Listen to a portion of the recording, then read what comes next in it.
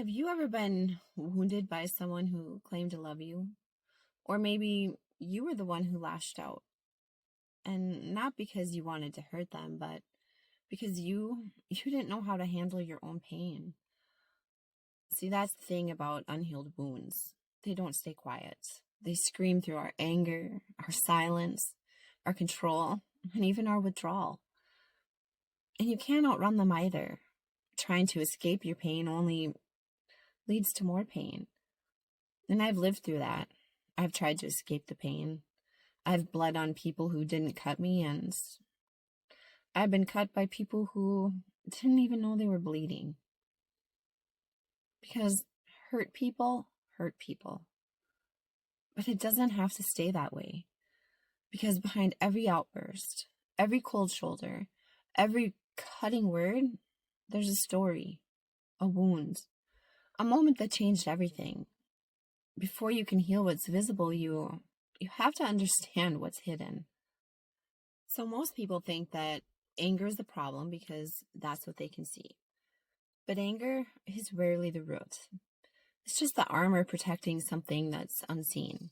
And that unseen sadness, shame, fear, grief, these emotions, they are raw, vulnerable, sacred.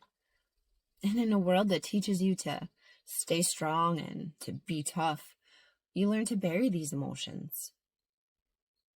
But buried emotions, they don't die. They ferment. They distort. They leak into your relationships, your reactions, your parenting, your partnerships, into every aspect of your life. Because buried emotions, they don't just disappear. They evolve. They twist how you see yourself, how you respond to others, how you show up in love, in conflict, in silence. You think you've moved on, but they're still speaking through you, loudly. That inner chaos, the part of you that you keep hidden, isn't weakness. It's the wound. And healing doesn't start with pretending. It starts with naming it, feeling it, facing it. Because when you do, you begin to see the truth. You lash out, not because you're heartless, but because you're hurting.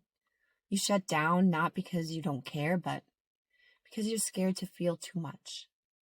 And if you never name the pain, you'll keep passing it on, bleeding into every space you enter, hurting others, hurting yourself.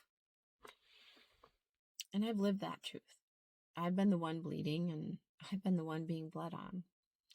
So I'll tell you a little story. So my son, a while back, was going through this heartbreak.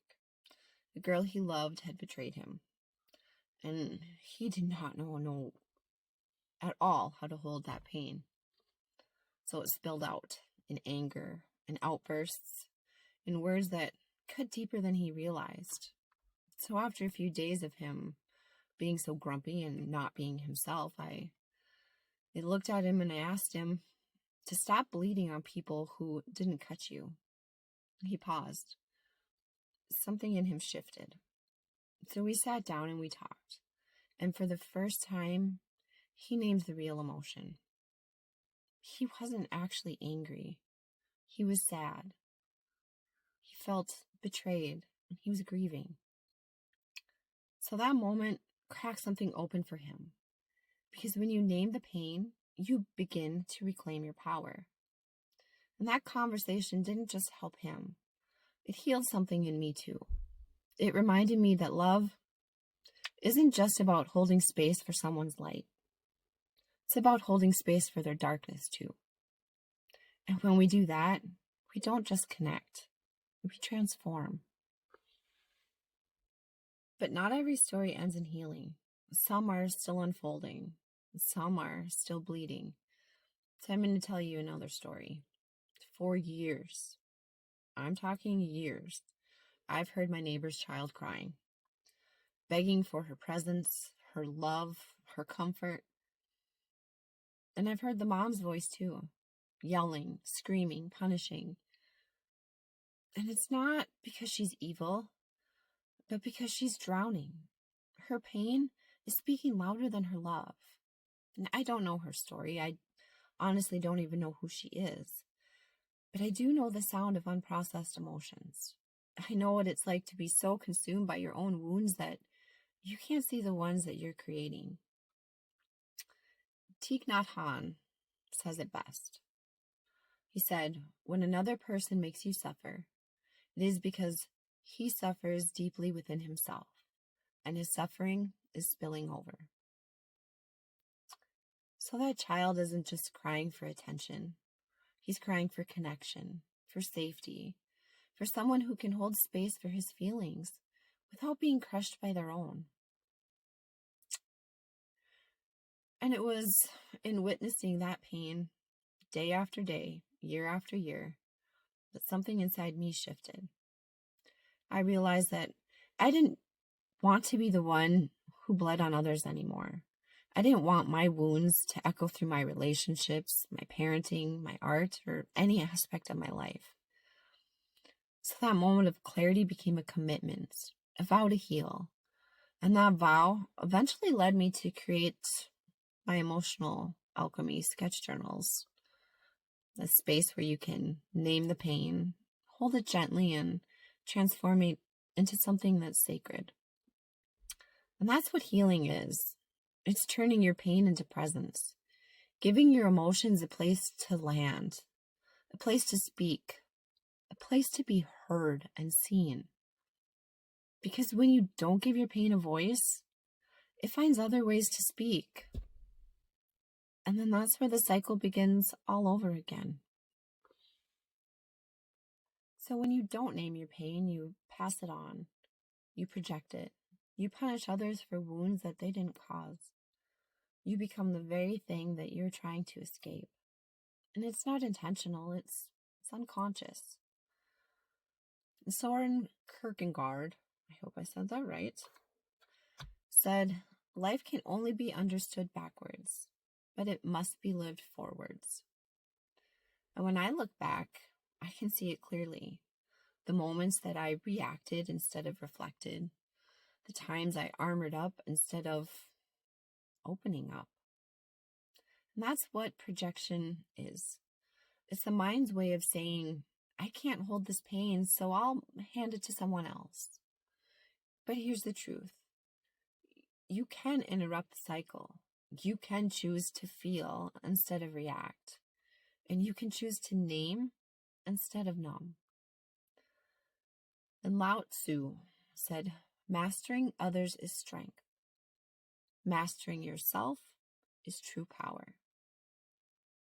And emotional mastery doesn't mean control. It means compassion. It means curiosity. It means asking, what am I really feeling beneath this rejection? And that question changed everything for me. It became a doorway, not just to healing, but to truth. Because when you stop reacting and start reflecting, you begin to reclaim your power. And that's when the cycle breaks, not through perfection, but through presence. And presence is where healing begins, not in fixing, not in hiding or burying it away, but in feeling it fully, honestly, and without shame, with courage to name what hurts and to hold it gently. And that's why I created my emotional alchemy sketch journals. They're not just an average journal. They're mirrors. They're medicine. A place to discover and explore your emotions, your patterns, your truth through art and reflection. Because when you give your pain a place to speak, it no longer needs to scream. When you name the wound, you begin to reclaim your power. And when you choose to feel, you choose to heal. So as my gift to you, you can download your own sketch journal for free. I'll leave the link in the description. So start your healing. Start your becoming. This space is yours. So hurt people. But healed people, heal people. You weren't born to play small. You weren't born to carry pain that isn't yours. You were born to rise, to feel, to transform. Healing, it isn't easy, but it is possible. And it begins with one choice: to stop running and to start remembering. Rumi said, "The wound is the place where the light enters you, so let that light in." Thanks for being here with me today. I'm Kira. So subscribe if you're ready to rise, reconnect, and remember who you are. Because you are not alone anymore.